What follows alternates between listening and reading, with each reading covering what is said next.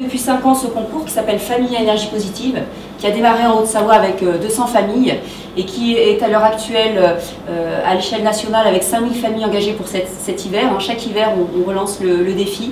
Et ce défi, en fait, il est simple, c'est de dire, eh bien, chacun chez soi peut appliquer les accords de Kyoto et faire au moins 8% d'économie d'énergie simplement en changeant son comportement, sans investir. Il n'est pas question de changer les fenêtres ou le frigidaire.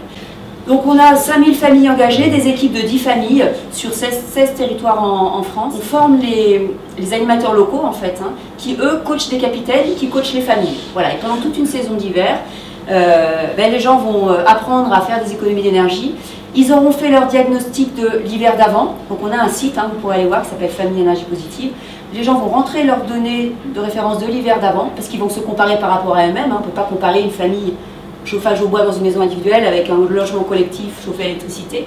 Donc chacun se compare par rapport à ses consommations de l'année d'avant. Et puis avec les gestes qu'il apprend, les modifications de comportement qu'il fait, eh bien il voit ses efforts en général récompensés. 9000 familles depuis le début du concours, on a des résultats vraiment probants puisque c'est à peu près 12% d'économie d'énergie, simplement en changeant les comportements, à peu près 200 € par famille.